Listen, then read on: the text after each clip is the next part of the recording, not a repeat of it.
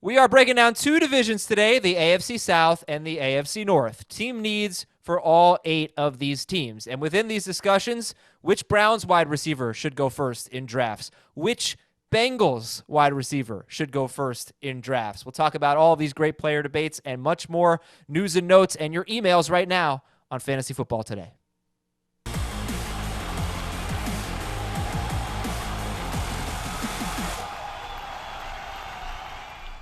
And welcome to another edition of Fantasy Football Today from CBS Sports. And we've got 4 episodes for you this week. This will be number 3. Tomorrow you will hear the XFL preview. I'm Adam Azer. Hey, Dave Richard. You know, Dave, there's some infighting already on the podcast before the show even started. Are you nervous about today's show? No, not at all. In fact, it's one of my favorite things about being on this podcast is how we tend to have good football discussion even before we hit the record button. So I hope it kind of bleeds into today's show. I think the people need to hear it. Heath, you and I are, of course, at it again. I don't think there's anything to be added about. Like, we're going to do some really important stuff, talk about team needs, and somehow preparing to talk about team needs, we started talking about the Texans wide receivers, of which they have no need, despite the fact that DeAndre Hopkins would like for them to bring in Sammy Watkins. And my favorite analyst, Ben Gretch, is on the show today. Hey, favorite analyst, Ben Gretch, what's up? Not much, man. I'm excited. I got to tell you guys, I'm excited for daylight savings time. I'm up here in the north, and I feel like we've had just darkness for 16 hours a day since the Nixon administration, so it's just time for a little bit of sun. I'm excited to come out of my hibernation. You know, down here in Florida, we actually voted to get rid of daylight savings time, which is the correct answer. There's no reason for it anymore. And so I'm not looking forward to it. I wish it would go away forever. Unfortunately, they wouldn't let us. Wouldn't the solution for getting more sun, Ben, just be to get on an airplane and go somewhere where it's sunny? Move. Yeah. don't sit in your place in Washington. In January. Well, there's other months besides January, you know. I know. I should just be living in Arizona for the entire summer. There you go. Or winter. Or how about all year round? You still get the West Coast vibe, lots of sun, lots of dry heat. You'd probably complain that there's not enough darkness. I'd probably complain it was too hot. And that's for sure. Mm-hmm. I believe Arizona does not have daylight savings time, so there you go. Now, there are 2 reasons why Ben Gretch is my favorite fantasy analyst. Number 1, we were arguing before the show about how good Will Fuller is. Ben and I think Will Fuller is awesome. Heath thinks that Kenny Stills is better than Will Fuller. And then we got into a debate who was better in the first 4 years of their career, Kenny Stills versus Will Fuller. I will let you, the listeners at home, decide that. Heath will point out yards per target. I will point out yards per game. You all can have fun with it, or don't do it at all, which is probably what's going to happen. The other reason why Ben Gretch is my favorite fantasy analyst, because I have been telling everybody about Omni Fantasy. I am having so much fun in our Omni Fantasy Draft, Ben, and I want to thank you for introducing this beautiful thing into my life. And we got a question/comment from our Apple Podcast reviews, and the question came from the user with this username. This is the username. 103-638-920-0137-732-992-267-2919. And he said, or she said, I was curious as to what website or app you guys use for Omni Fantasy. Ben, can you answer that question? Yeah, we just built a makeshift site. It's omnifantasy.com. Oh, pretty simple. Great. And this is where you're drafting teams, and you are drafting like the Yankees, or I think Heath probably took the Rays. I just got the Rays in the 15th round. I can't believe the best team in the AL East was available in the 15th round of our draft. That's awesome. And I'm glad that we have Omni Fantasy as a sponsor now. Well, I think it's really fun. In all seriousness, I think if you like fantasy, this is a really cool thing. I didn't realize how much I'd be enjoying it. We haven't even started the league yet. We're still doing the draft, but we're drafting tennis players, golfers, NASCAR drivers, 3 different types of soccer teams: WNBA, NBA, XFL, NFL, of course, college football, college basketball, I'm sure I'm forgetting a few leagues there, but you can customize it however you want, but it's really cool, and check it out. And let's get on with the show. So we have team needs for the AFC North and the AFC South. We also have a cool interview that we did with Stephen Holder, who covers the Colts for The Athletic. And we're going to ask him, we already did it, Dave and I did it yesterday. We asked him about Phillip Rivers. We asked him about what he said about Paris Campbell, I thought was really interesting. So you'll hear that later on in the show. What and he said also, about Marlin Mac out, and Naheem Hines was interesting. It was a really good interview. I think very fantasy relevant and very good stuff and surprising stuff. And also it turned out that he went to college at the same college at the same exact time as Dave Richard, and that was a strange coincidence, so we asked him about that. All right, news and notes. Here we go. Tom Brady to San Francisco, Dave? It's apparently a possibility, according to NBC Sports Boston. What do you think? I think he'd be a wonderful fit there. I'd be stunned if that's what happens. Don't they already have a guy who kind of looks like Brady sometimes when he plays in Garoppolo? I thought they did.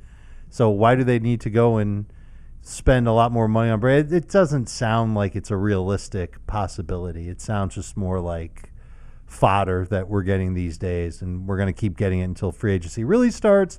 And then Brady makes his official decision, which will be I don't know. I guess it's not Patriots. Staying in New England at this point.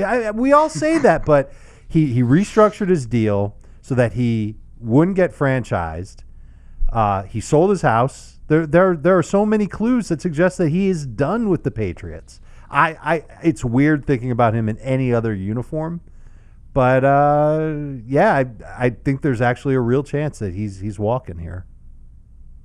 Yeah, it seems like every reporter thinks that as well, and I just think he's going to be back in New England. Like, is he really going to leave? Like, come on. Is he really going to leave? I also think like this is really fun for like speculation, and it's really fun for the NFL and like the Belichick Brady angle, and I'm fine to talk about it a bunch. It probably almost doesn't matter in fantasy. Like, he's not going to some team and making them a lot better for fantasy. The Patriots mostly aren't going to be that relevant for fantasy, I don't expect. So I don't know how much it'll matter. I'm already thinking about him in Tampa Bay, and I think I'd like him there. I think those receivers can, and I think that offense can make him put up good numbers one more time, one more year. So does anybody care about Jarrett Stidham in a dynasty league, Patriots quarterback? Who? I think so. If it's a deep enough dynasty league, I think, yeah. Stidham, I mean, look, they have him.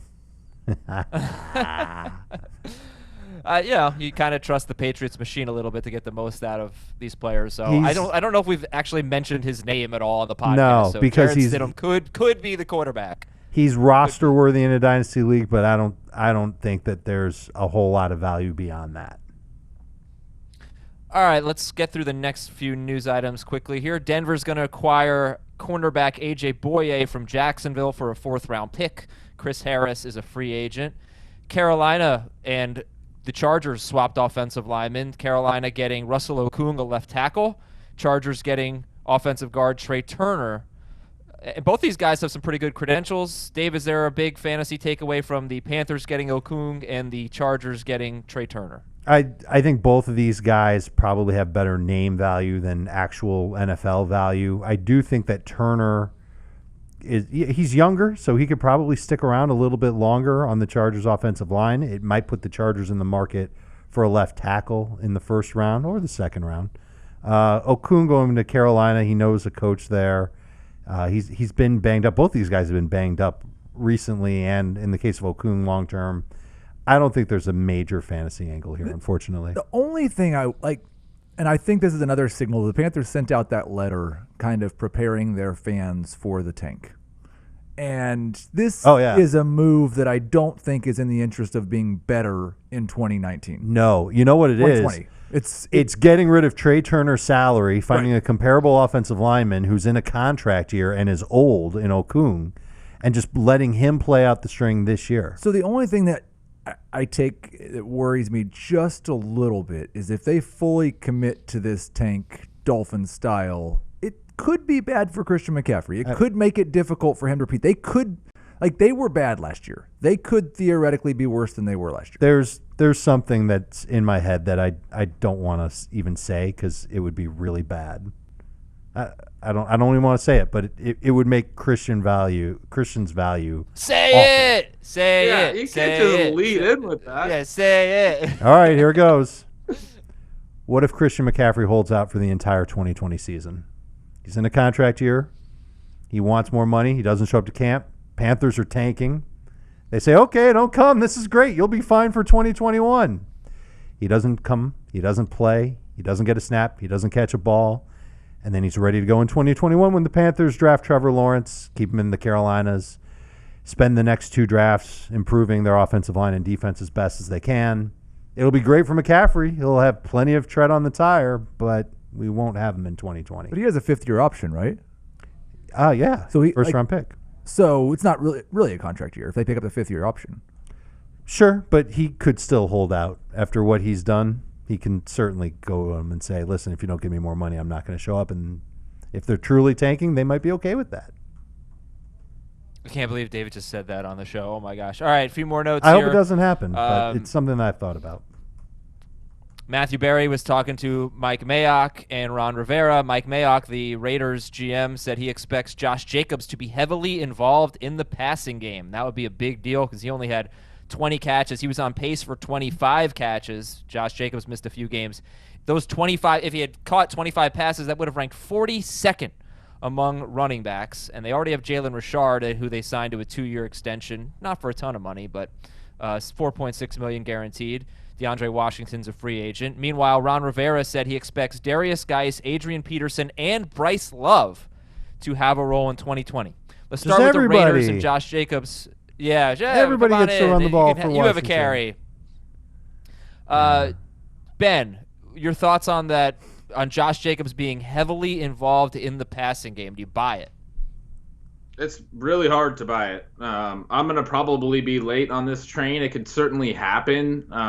But, you know, I've already said this offseason, the Jalen Richard contract really reminds me of when everyone thought Giovanni Bernard was going to leave the Bengals in free agency, and they gave him a very similar contract with, you know, a decent guarantee. Richard got $4.6 million guaranteed. He's a great pass catcher. He was better than Jacobs as a pass catcher last year. That's his role. You might even lose Derek Carr, who has a habit of checking down and throwing underneath. If you bring in another quarterback who pushes the ball down the field more, the overall running back targets could drop. I don't really see this becoming like a strong point in Josh Jacobs' fantasy profile, but there's been a lot of buzz around it, so you know it could happen. It could happen if the Raiders decide that they just want to make that a bigger element in their offense, that they just want to throw to the running backs more, take carries off of all their running backs, and take targets away from everybody else in their offense. They already had 111 targets to their running backs last year, and that includes 41 to DeAndre Washington. So if Washington doesn't get 41 targets for whatever reason, then Jacobs could have a chance to get close to 40 total after he had 27 last year. Yeah, he was pretty close to on pace for 40 total last year. So maybe he even gets 50 might get 50 targets. Yeah. But that doesn't mean 50 catches. And so it's hard to believe that he's going to go and become a reception behemoth now. And what do you think, Heath, about that Redskins backfield if 3 players are involved, Geis, Peterson, and Love? What do you think? Well, I mean, with Darius Geis' injury history and Adrian Peterson's age, I don't think it's unreasonable to say you expect Bryce Love to have a role in the backfield. He'll probably have a few games where he has to have a few carries. It's just going to come down to whether Darius Geis can be healthy. I think that even if he's sharing with Adrian Peterson, even if when Peterson goes down he shares with Love, Geis is still an excellent breakout candidate this year. He's putting in the work this offseason. This is kind of the chance that he has to prove that he can stay healthy, and it may be another injury, but I like Geis as a draft target in the mid-rounds. Rest of your news and notes before we get into the team needs. Green Bay not expected to bring back Jimmy Graham. He was actually 3rd on the team in targets. We know they've been linked to Austin Hooper. They only had 60 targets. I mean, it was Devontae Adams and then like everybody else just way behind in targets. San Francisco exercised Kyle Juszczyk's 4th-year option. Here's what they averaged in terms of yards per carry in 4 games without Juszczyk. 2.4, 3.5, 6.1 against Carolina, the worst defense basically against the run, and 3.3. So 3 out of 4 games averaging 3.5 or fewer yards per carry. Without Kyle Juszczyk, he makes a big, big difference for them. And the Steelers intend on keeping Vance McDonald, according to DK Pittsburgh Sports. McDonald was a top 12 tight end, kind of by default in 2018, and obviously you kind of throw out 2019. We've got the Fantasy Baseball Today podcast you need to be listening to right now. It's in full swing 5 days a week. In fact, we're going to have a 6th episode. That's a mailbag that airs on Saturday this current week. So please check out Fantasy Baseball Today. A chance to be in our 2020 podcast league with our bracket challenge. March Madness is coming right up. So we do this every year now. We do a podcast listeners bracket challenge with the baseball listeners and the football listeners. But the baseball season's starting so early. So what we're going to do is whoever wins the bracket challenge, if you're a football listener, you're in the podcast league. I'll have to settle any ties randomly. But if you're a football listener and you win the bracket challenge, we had I'm hoping for 2,000 people this time, so it's going to be tough. Just look out for the links. I'll put when the challenge is ready to go, I'll put it in the show descriptions. I'll tweet it. You can email us. I'll give it to you. Join the bracket challenge. Try to win it. And if you need help winning that bracket challenge, check out sportsline.com. All right, RJ White. He's on the XFL episodes. He's like the best XFL bettor in XFL history, and that's probably an accurate statement considering this is year one.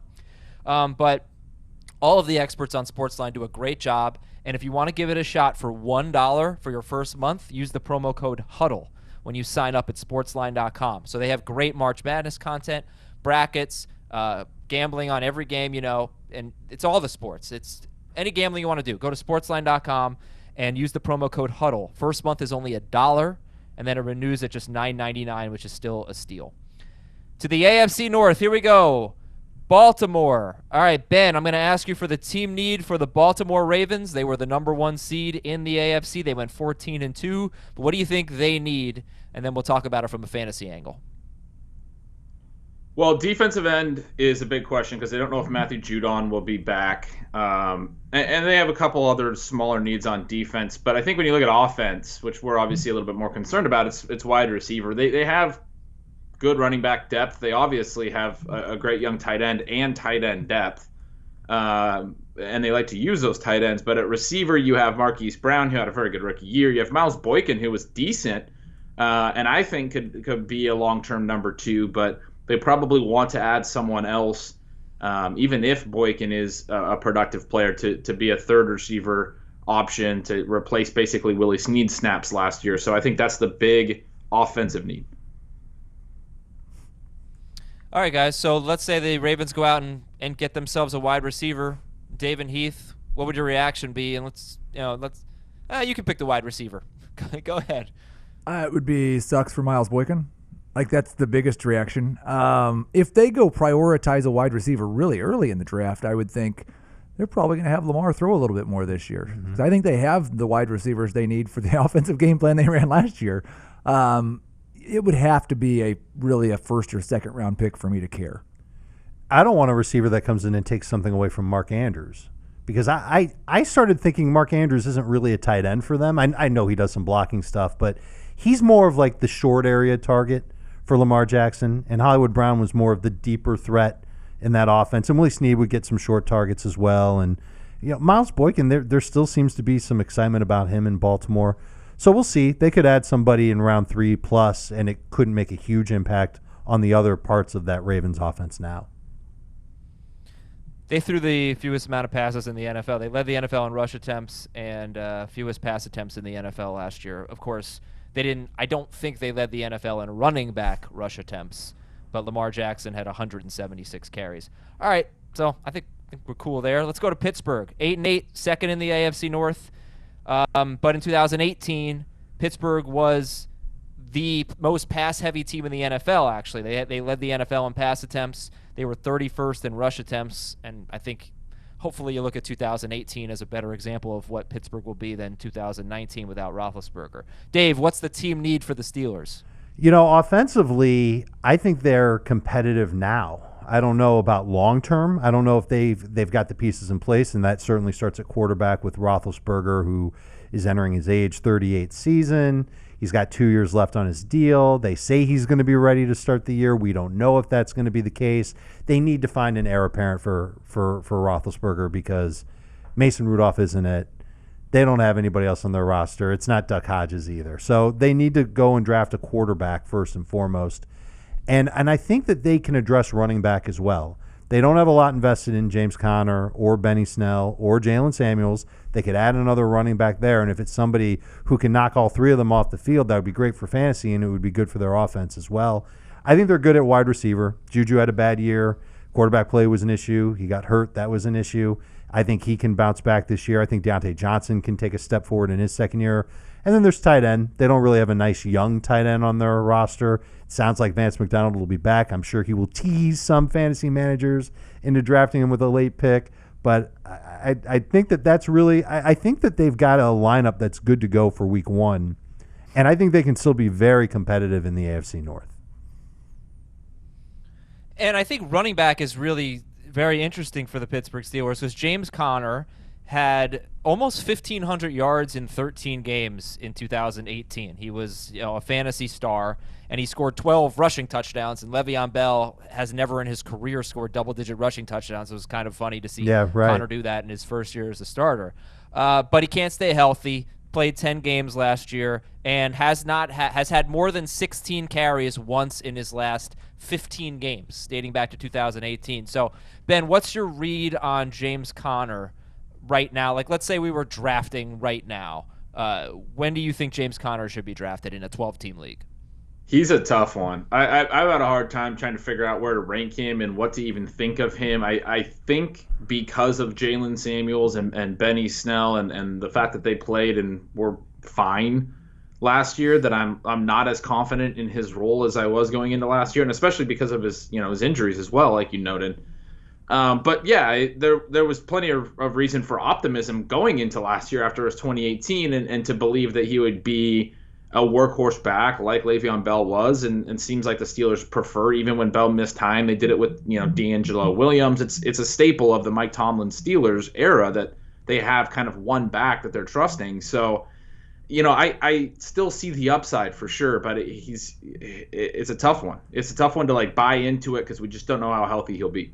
And it's really interesting looking at him compared to a couple other backs. And I'm not saying he's on their level talent-wise, but from that same draft class, Leonard Fournette and Dalvin Cook, he's played more games than both of those guys. Now, yeah, that's very true. He didn't play as many last year. So maybe – and I think he did have more injury problems than those guys did in college. But, I don't know that I'm as concerned about him as you guys are. I think he's definitely better than Benny Snell and Jalen Samuels as a complete running back. And we still last year when he went down, they had this thing where they chopped it up amongst the running backs. That was something we hadn't seen from them before, and we didn't see from them the year before when James Conner was healthy. So the most difficult thing for me is knowing this year James Conner is healthy for 15 games. What percentage of the workload is he getting? Is it like every year before last year? Or is it like last year where they're chopping things up again? I think it comes down to how well he plays. I think that's a question that the Steelers probably can't answer, and I don't know if they want to answer that. I think that they might be happy going with the split role now, assuming that they're getting something good out of Jalen Samuels and Benny Snell. Connor's in a contract year. If he doesn't play well this year, he might be out of the league in 2021. So there's a lot on the line for him. I'm saying the over-under at round 4. I would take him in round 4. I guess that means the over/under should be round 3.5 then, if I'm making this a game. Yeah, I'm not letting him get to round 4. Okay, so you'll take him before me. I don't know about Ben and Adam, but I think that's the safest spot for him. I'll tell you where he went in our PPR draft that we did in January. He went in round 5. This was a PPR league with 3 wide receivers. He went in. You weren't in that one. How about that?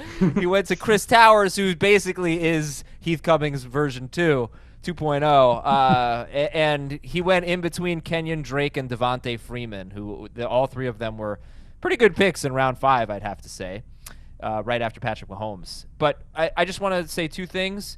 James Conner, he missed a lot of time. He came back from an injury. He played 1 game against the Bills and had 8 carries and 4 catches. He had 8 carries. The rest of the Pittsburgh running backs had 4 carries. So I don't know. 2/3 of the workload is still not great, but that's only one game. Then the next game, he only had 6 carries, but he left with an injury. So it's really hard to know. But Heath also said that Connor has played more games than Leonard Fournette or Dalvin Cook. And that just drives me crazy because he played 14 games as a rookie and he had 32 carries. So I get out of here with that stat. He's played 23 games over his last 2 seasons. Definitively true. How many games has James Conner played compared to Dalvin Cook and Leonard Fournette? Such a Heath stat. Matthew Slater has played so many games. Why isn't he considered an elite fantasy receiver? All right, let's go on to our next team here. The Cleveland Browns. Heath, what do the Cleveland Browns need? They went 6-10, third place in the North. You really should have gave Ben the Browns if you were a better host, because Ben could tell you all they needed was a head coaching change. They have all of the offensive talent in the world, and the coaching change is going to fix everything. And that's quite possible. I don't think we know for sure, but you look at their offense, and it's possible that they have a franchise quarterback in Baker Mayfield who's going to be a very good quarterback in the NFL for the next 10 years. It's also possible after this year they're thinking, should we draft a quarterback? Running back, they're obviously set as long as they tender Kareem Hunt. They'll have Chubb and Hunt. Wide receiver, I think, and this gets back to the regime again, I think they're set with Beckham and Landry, and then what they have behind those two. Rashard Higgins was a guy that got into the doghouse with their coaching staff last year. It sounds like they want to give him another chance at being the number 3 guy. David Njoku at tight end was a guy who got into the doghouse last year, but we love from a talent and upside perspective, and he's still young enough. So I think maybe more than thinking they need anything other than offensive line, which they need a ton of, it's going to be very telling. Do they draft a wide receiver in the first 4 or 5 rounds? Do they draft a tight end in the first 4 rounds? And that will kind of tell us how they feel about Higgins and Njoku. But mostly I would just say the Browns need offensive line help. Oh, let's hear from Ben. What do you think, Ben? I think that's right. and I mean, yeah, his Heath's take at the beginning that all that was wrong with the team last year was the coaching staff. I believe. I mean, he can say it like it's kind of a joke, but it's, in my opinion, pretty clear. I think when you see all of the different pieces that were on that team, their wide receivers, their assistant coaches speaking out publicly about how horribly run this organization was, I think it's very, very clear that new leadership will be, if nothing else, at least an improvement. I do think the one thing I'll say about that, and it was a joke, obviously, when I said it that way. Yeah. The one thing I will say about it is I think it's also possible that it's very difficult to be the leader of a team with the personalities of Baker Mayfield, Odell Beckham, Jarvis Landry, Kareem Hunt, and David Njoku. Like, it could be more of a problem with that collection of guys, and maybe a combination of Kitchens too. What did Njoku do? He was in the biggest doghouse of all last year. I think Njoku thinks he's better than he actually is. And Ben thinks he's every bit that good, and everybody just doesn't know it yet. Right? I think he is good. He's very talented. He's an unbelievable. He's very talent. athletic. There's no question about it. He's very athletic. He's O.J. Howard level of talent. He is a poor man's O.J. Howard. Yes. I think O.J. Howard is a poor man's draft- David Njoku. Sorry. But that's just, No, Ben, it's a joke that I thought you and I, because this is why you're my favorite analyst, you know how talented O.J. Howard is. But David Njoku is also a very talented player, and that's why he was a first-round pick. But would anybody actually draft Jarvis Landry ahead of Odell Beckham, or would that be insane? That's insane, especially with the injury the surgery that Landry had on his hip, and he's got to come back from it. They both had surgery, right? They did, but I think Landry's happened later, and I think his recovery time is longer. I believe that's correct as well. I wouldn't, but Landry was definitively better than Beckham last year, and they were both playing hurt.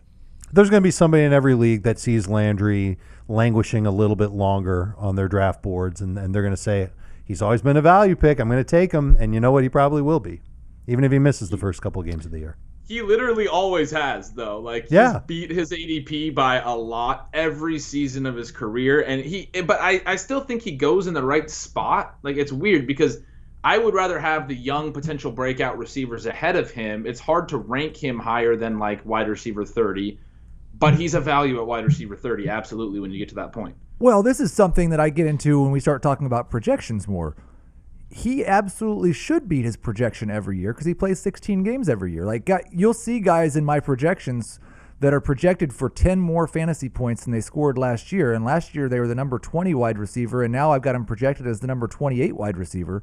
And that's because if they play 16 games, they will be number 28 because 8 guys in front of them are going to get hurt. Okay. So in Cincinnati, Ben, they were 2-14. We know they're going to get a quarterback. Do they need anything else? Well, I mean, you could make an argument for tight end. I think Tyler Eifert's probably gone. I think they're probably fine with C.J. Uzomah too, though. I think they're good at receiver, right? And what I'm seeing a lot of is people saying that they need to upgrade receiver. But if A.J. Green is back, I mean, Tyler Boyd doesn't get enough credit. This guy is legitimately one of the most productive slot receivers in the league. He was very, very productive, an absolutely dominant career at Pitt. It took him a couple of years to catch on with Cincinnati. But, like, he's a very, very good receiver that you should count as not just, like, an average number 2 receiver. He's like a 1B, even though he's not, like, your traditional outside alpha X receiver. So with Green and Boyd, and then you have John Ross and Auden Tate, I don't see how – I mean, I know they ran into a lot of injuries at the position last year, but I don't see how wide receiver is much of a need. I think they're probably fine there. What they really need to do is protect Joe Burrow. They need to upgrade the offensive line. That was an issue for Andy Dalton all throughout his career. I obviously think they're fine in the backfield as well, Joe Mixon and Giovanni Bernard, but they need to invest in the offensive line. And then I think Burrow does have plenty of weapons, especially at wide receiver. You know, like I said, maybe could use a tight end upgrade, but if they can just build out an offensive line, this offense could be really good in Zach Taylor's second year. I agree. I hope they don't add a tight end. I hope they just stick with Uzomah and they give him, 2 targets a game max. Let those wide receivers work. That's what Joe Burrow leaned on quite a bit at LSU. I know that Thaddeus Moss had his numbers as well when he was there, but spread them out. Use 3 or 4 receivers on as many plays as you can, and let Joe Burrow just make smart decisions with the football. That'll be how Cincinnati can win in 2020. Who should be drafted first, Tyler Boyd or A.J. Green?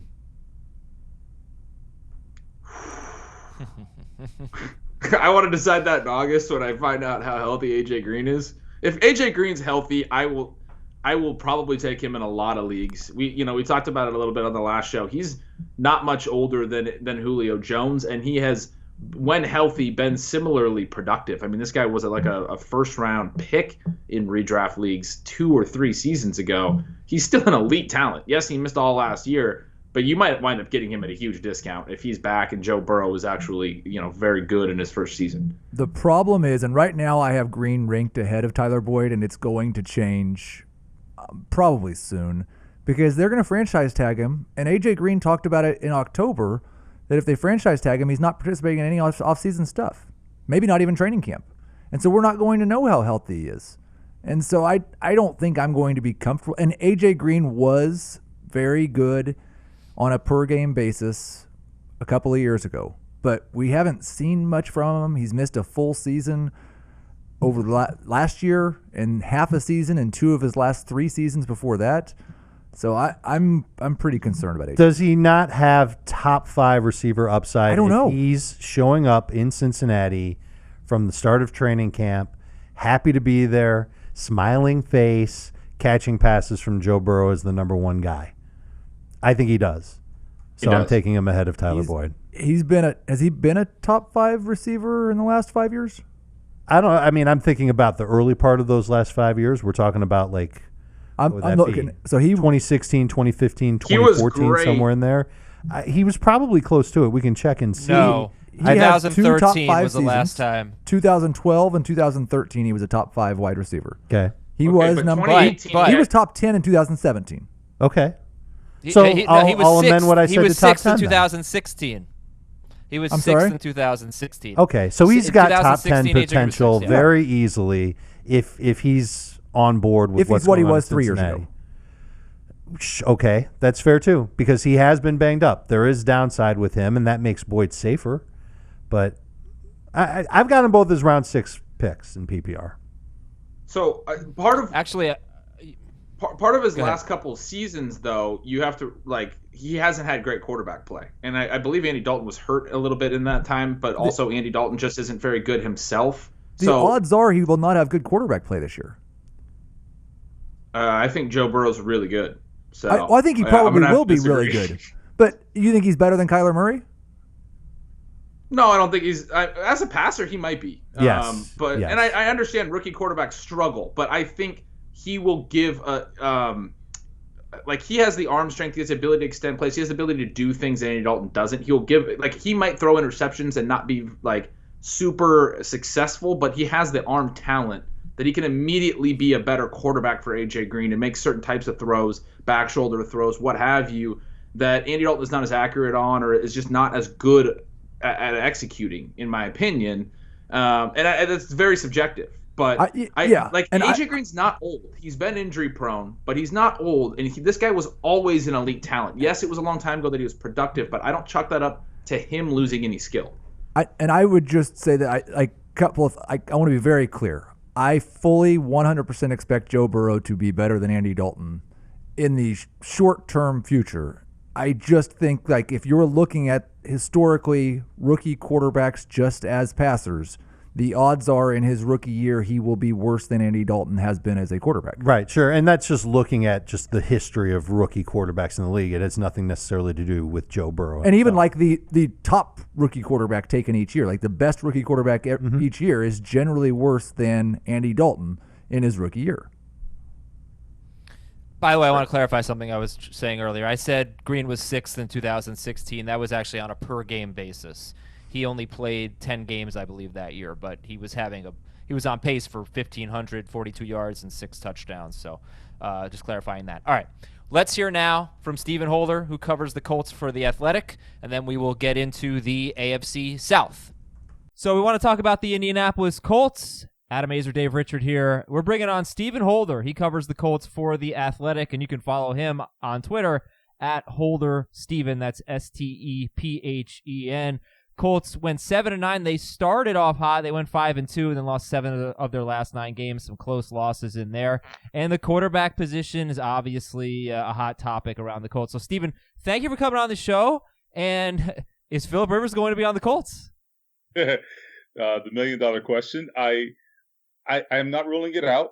I still think that the Colts are, well, let's put it this way. I don't think it's a slam dunk. Let's put it that way. I think it's certainly a possibility. I think everybody knows that, but I am not as convinced as maybe some others are out there. I think a lot of what the Colts are doing right now is truly due diligence, and that's what I've been told.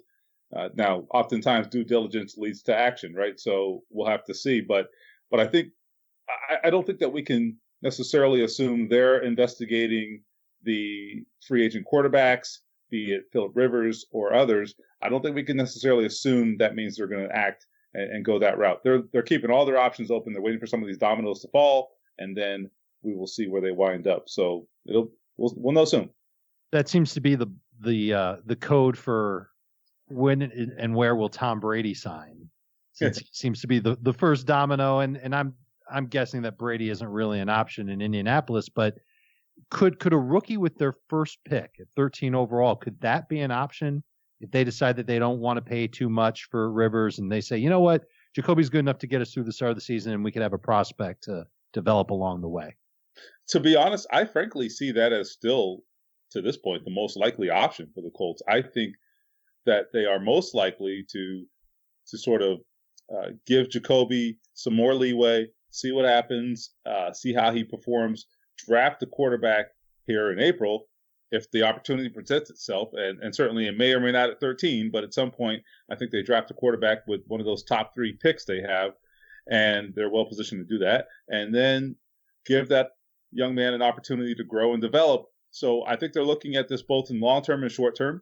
They have a team that can win right now that has some pieces. They don't have all their pieces, but they have some quality pieces and an outstanding offensive line. So they have a team that's able to, I don't know if contends the right word, but certainly a team that can compete for the division title. So at least they believe that they do. So it's going to be a matter of how they can remain competitive right now and also address that quarterback need for the long term. Stephen, we are obviously looking at this from a fantasy angle, and Marlin Mac was good. He was better in non-PPR, obviously. He was the 15th best running back in PPR leagues, points per reception. He was number 22. and he only had 14 catches in 14 games. Now, Nyheim Hines has a role there, obviously, but do you think that we could get more catches out of Marlin Mack? I mean, if Phillip Rivers is the quarterback, he throws his running backs all the time, but regardless of who it is, do you think Marlin Mack could be more involved? I mean, could he double his catches? Could he get close to 30 catches? That would be big for fantasy owners. Yeah, I think there could be some sort of meager increase for Marlon Mack. I don't think a huge increase, though, is really in the cards. And the reason for that is because I think there's still a chance that Nyheim Hines sees a more expanded role. And honestly, I think he kind of demands it just because he's such a unique player. I've always wondered whether they have really maximized Nyheim Hines. Now, that is not a knock on Marlon Mack. Clearly, he's a very accomplished running back.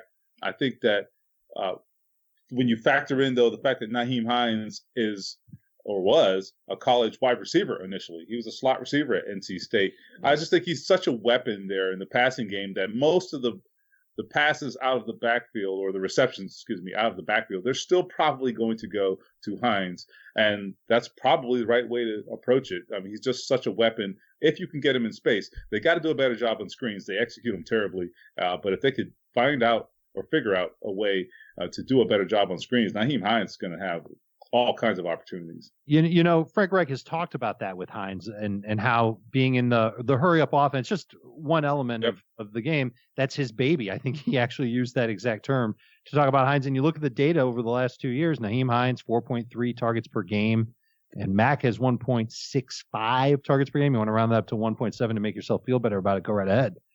But here's where I'm at with Mack. If he's not going to be this every down dynamo for Indianapolis, and we know he's entering a contract here, he's 24 years old, could it be that the Colts might not be committed to Mack as their main running back after this year? Could they find a replacement for him in the draft? I happen to think he's special and definitely above average, not just sort of run in the mill. I think the question when you have the Colts, and I talked about that offensive line earlier, right? I think we have seen a couple of instances where Marlon Mack was not in the lineup and the Colts ran for a bunch of yards, right? So Jonathan I think there's clearly a question there of, right, how much of this is Marlon Mack and how much of this is a function of just a really good combination of offensive line performance, really good game planning up front. They've added to that now is a couple of changes to the coaching staff. So I really think it's just been difficult, I think, to really credit how much or determine how much credit goes to Marlon Mack. I happen to think a lot of it goes to him, but I also think that we cannot overlook just what they have put together in terms of the personnel up front and the scheme and the way they attack defenses in the running game with Frank Reich and his staff.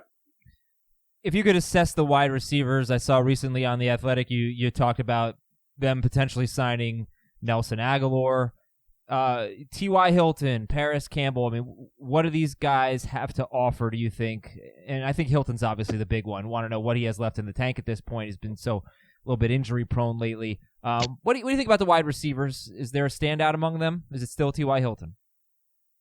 It's still T.Y. Hilton. I think the concern with T.Y. is it's not I don't think alarm bells are required just yet. I think that it bears monitoring, though, right? I mean, when the guy's 30 years old at that position, he's a speed guy, he's undersized. All of those things, I think, are part of the reality with T.Y. Hilton. And that's why I think the Colts have to think about life after T.Y. Hilton at this point. I am not putting him out to pasture. No way. I think he's still very effective. I think defenses really respect him.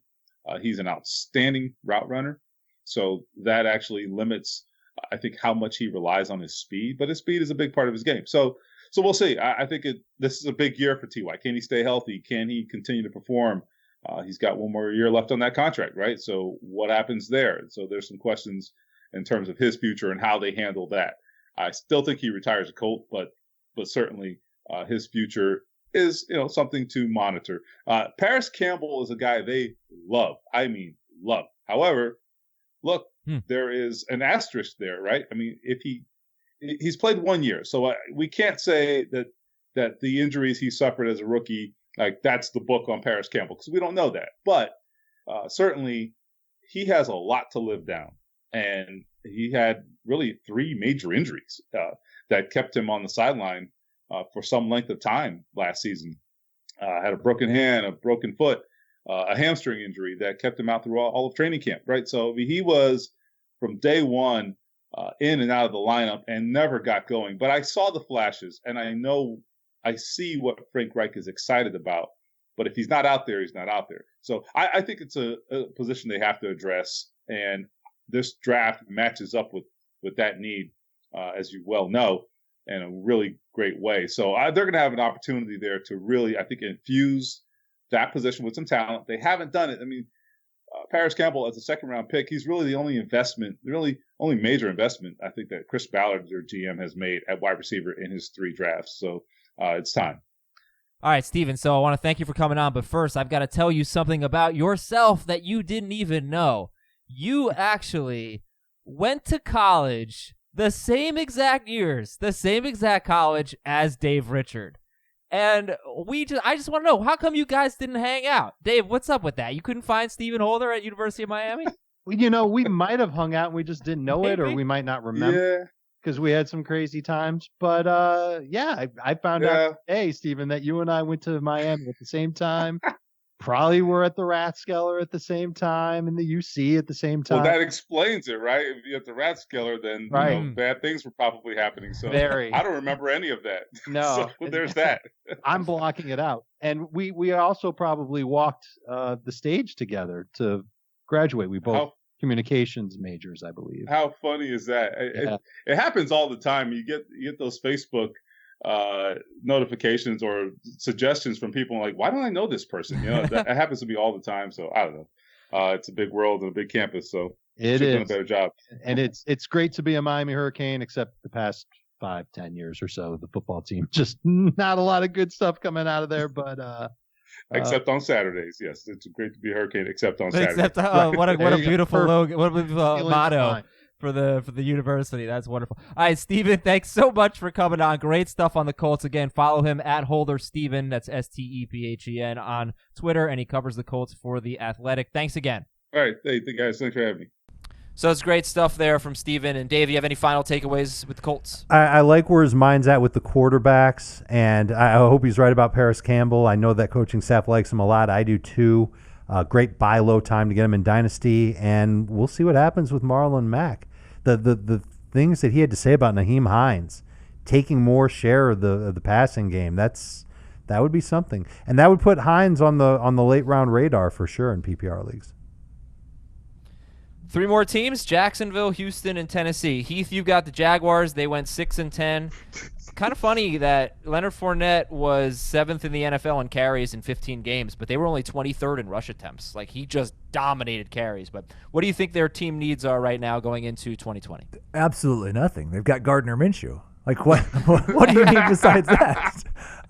No, I think that they are a really interesting team because we've seen Jay Gruden in the past get great production out of Kirk Cousins, get really good. Some of the best years of Andy Dalton's career came with Gruden. Like, we've seen him have a big impact on quarterbacks and passing games. They've got a good number 1 wide receiver in DJ Chark.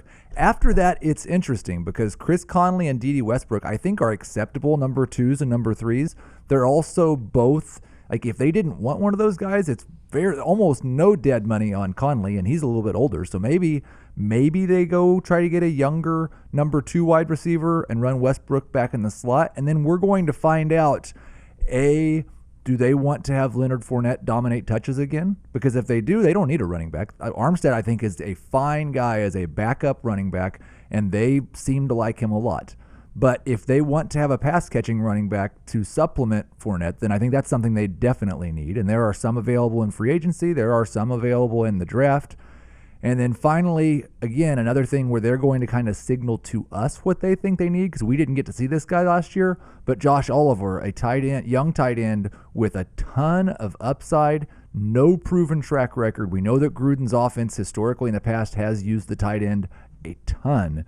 They're a team that could possibly use a tight end, but they also kind of seem like a team that's moving into a rebuilding era with the defensive players that they're getting rid of. So it's going to be interesting to see what they do. I think they have the pieces to have a fine offense chasing the score because of a bad defense.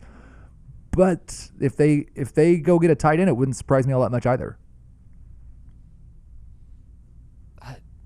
I don't really have a follow-up question. That was pretty thorough. Thank Anybody you. have anything else to say about the Jaguars? I want to know what they do with the interior of their offensive line, because they've certainly spent a lot of money on it, and I don't know if they're going to keep the players that they've spent that money on. And the tackles are young, so I'm sure they're going to count on them. I could see a receiver like Justin Jefferson. I know that he's being talked about as a first-round pick. He probably won't be there for Jacksonville in round 2, and that's if the Jacksonville Jaguars have a second-round pick. I'm not sure if they actually do. But that would be the type of receiver I'd love to see them add, where Chark can still be the number 1 and be a big play guy. And then they get a receiver who's a good route runner, who can be a good safety valve for Gardner Minshew if he so chooses to start throwing a little bit shorter moving forward. Let's go to the Houston Texans. And Ben Gretch is standing by with his Texans report. And I think actually Will Fuller, I think he's a free agent. I don't think he has any – I think they could cut him without any cap hits. He's not a free agent, but I think they could get rid of him. They're not going to cut Will Fuller. The How could you cut Will Fuller? What are you going to do for those 6 games a season? What are the team needs for the Texans? Well, the Texans are in an interesting spot. They don't have a first-round pick. They have a lot of needs on the defensive side of the ball. They could really use some help on the edge without Jadeveon Clowney. Whitney Merciless is getting up there in age. J.J. Watt is even getting up there in age and has a hard time staying healthy. I think they need to add defensive line help.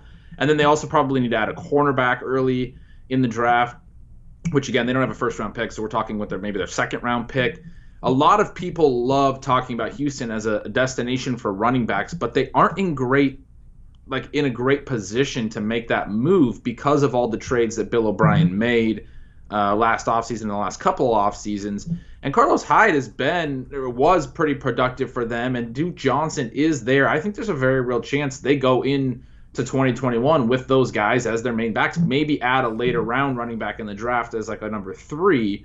But yeah, I don't think wide receiver is a huge need. I think either Kiki Cutie or Kenny Stills can be that number 3 behind DeAndre Hopkins and Will Fuller. And, I believe Will Fuller is, as soon as he stays healthy, going to take a huge step and be a wide receiver 2 in fantasy. Yes, he's been injury prone to this point, but he's going to be a top 20 guy as soon as he plays 16 games. I mean, that's how I feel about him. Obviously, Deshaun Watson is amazing, and they need to protect him. They were a little bit better at protecting him last year after the Laramie Tunsil trade, which was good to see, but they could also build up the offensive line a little bit. I have a ton of different tight ends. Jordan Thomas missed a lot of time this year. They have Jordan Akins. They had Darren Fells. They also have Kahale Waring, who's an upside tight end that they drafted last year. They don't have really issues with pass-catching spots. It's running back, but I don't know that they have the resources to invest in the position. They've got a bunch of cap room, right? Like $60 million? They got a good amount of cap room, yeah. I want to defend Adam for a second because I didn't realize this when he said it, that Will Fuller could be cut for nothing. Do you have any idea how much they're going to pay Will Fuller next year? It's $10 million. $10 million. $10 million. $10 million. $10 million. $10 million. $10 million. $10 million. Well worth it. Well that worth is a it. Let me give you chunk of change for a guy like if they have no intention of signing him to a long-term deal, and they look at that $10 million price and they say, "Oh my God," they should try and move him now. Robbie Anderson's going to get $14 million a year in free agency, and Will Fuller is better. And what do you think Robbie Will Fuller's going to ask for next year? He's going to base his next contract off of what Robbie gets. His 16-game pace for his career is about 850 yards a season. Mm-hmm. Like, it's not if he had just played. And last year, his 16-game pace, he was really good. 975, almost 1,000 yards if he'd have played 16 games. No, you know what? You got on me on this when I did this with Sammy Watkins, because Sammy Watkins had a 16-game pace in 2018 that wasn't really reflective because he left a couple of games early with injury, and that's exactly what happened with Will Fuller. His 16-game pace went in his healthy games, his 9 healthy games, his 82 catches, 1,161 yards, and 5 touchdowns on 121 targets. This guy is going to break out if he stays healthy. Not only that, according to ESPN, during the 2019 regular season, with Fuller on the field, the Texans averaged 296.8 passing yards per game. That average was nearly cut in half without him, 158.3 passing yards per game. And then I did the math. Deshaun Watson averaged 8.4 more fantasy points per game in the 9 healthy games that Fuller played compared to the 6 without him. Watson only played 15 games, or the 6 in which he left with an injury or did not play at all. It's a huge difference. He is a big play guy. He makes a big difference. We know that for Deshaun Watson. It's possible that we have not even seen the best of Deshaun Watson because he is so much better when Will Fuller plays. And finally, I think we talk of team needs here. They're changing their play caller. They need a new philosophy. Like, they need to throw the ball more. Stop running the ball so damn much. They were 21st in pass attempts. They have one of the best quarterbacks in the NFL. Open it up and like stop with these plotting running backs and let Deshaun Watson do his thing. I will say the problem when you just cut it down to the 9 games, and you're right, Adam, that is a better way to do it, is it emphasizes the 2 games or 3 games when Kenny Stills didn't play, and that was when Will Fuller had his huge target numbers. All right, honestly, that's like he had a 16 fine. target game and an 11 target game when Kenny Stills weren't in there, wasn't it? So Kenny Stills was taking target. Fair. Yes, Kenny Stills was more productive on a per target basis than Will Fuller was last year. They're very, very similar types of players. Except Will Fuller is good. Okay, so how about we have one more team here. Kenny Stills is good. Tennessee, Heath. What does Tennessee need to do? They went 9-7. They finished second. They obviously had a great year. Runners need up lots in the of AFC. things. What do they need to do? Like, they don't have hardly any offensive players currently on their team. No Derrick Henry, no Ryan Tannehill. Their number 1 wide receiver is Corey Davis.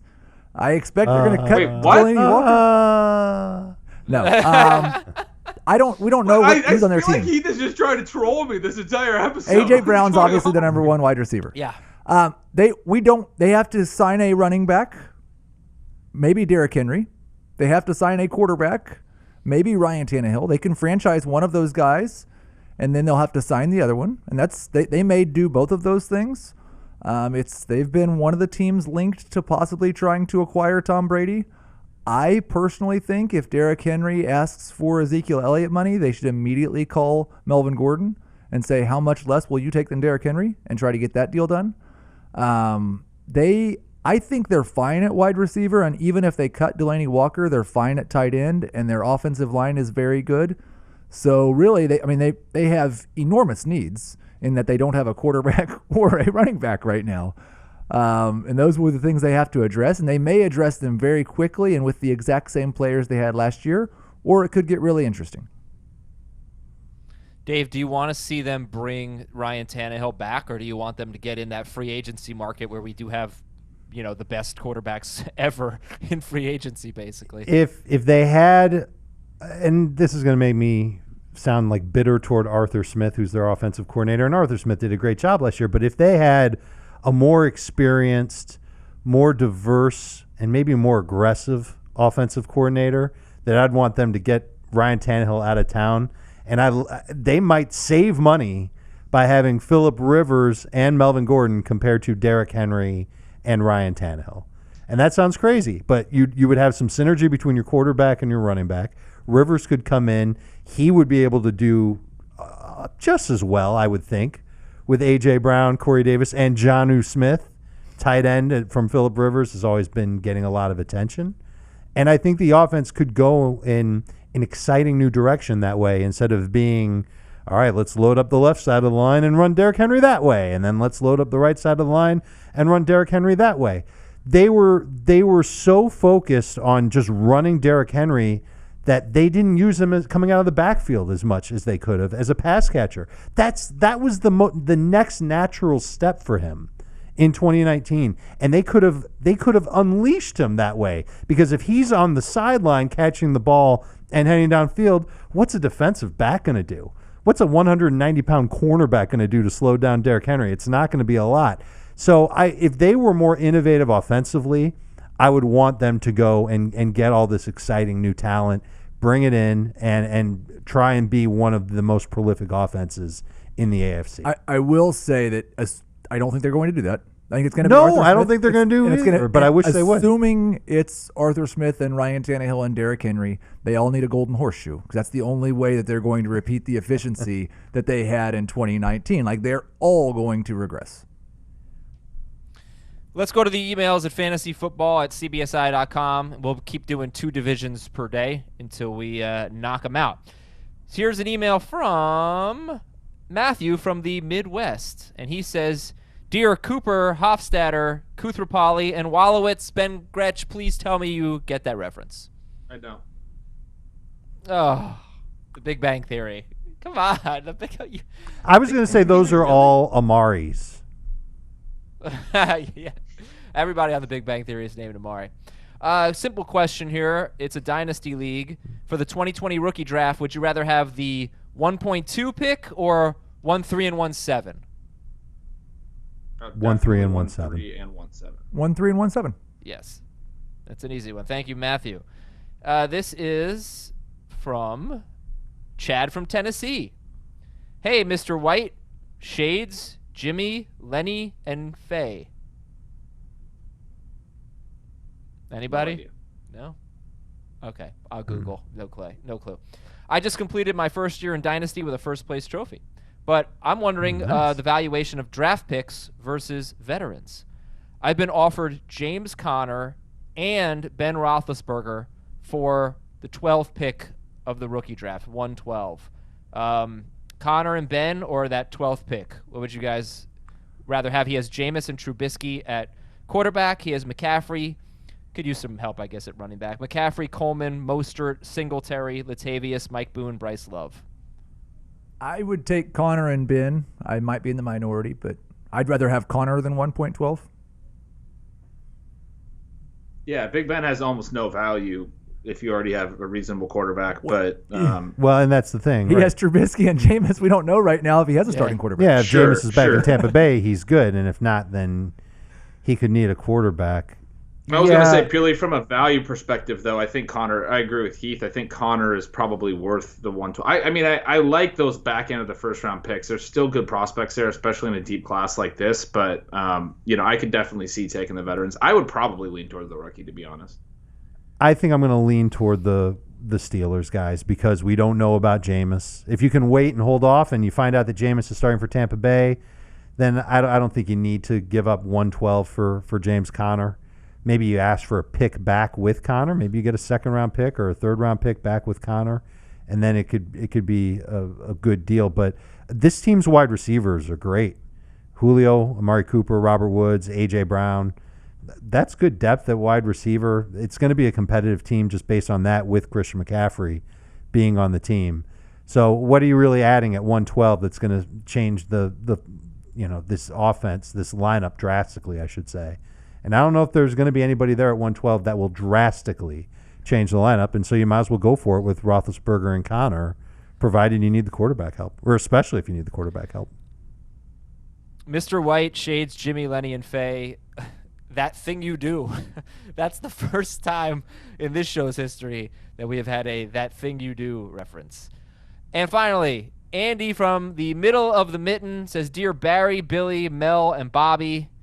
That feels very baseball-y to me. I was thinking Lions. Lions. No, it's old Giants baseball. I think you're right, isn't it? Like Mel Ott? Oh, is it? Oh, it's Lions. Sorry. It probably is that. Mel Gray. Barry Sanders. Yeah. Billy Sims. I don't know. Bobby. Is that Bobby Ross? It can't be. Could it? Bobby Hebert? He was never on the Lions. Bobby Ross coached the Lions once upon a time. Maybe that is it. I have no idea. Okay. Maybe it's Bobby Heenan. Bobby Lane? Bobby Lane. Bobby Heenan. Full PPR league. We can start 2 running backs and 3 wide receivers, or 1 running back and 4 wide receivers. Should I keep DK Metcalf or Devin Singletary? I was still thinking about Barry and Bobby Bonds and how confused I was by the Giants. What? I went Mel Ott made the podcast today. My dynasty trade chart, and I have these 2 very, very close. I actually have Singletary just ahead of Metcalf. The fact that you only have to start 1 running back might be enough for me to say Metcalf over Singletary, but very, very close. I love Singletary. I think I'd still keep Metcalf, though, because of the Metcalf upside. For me too. Yeah.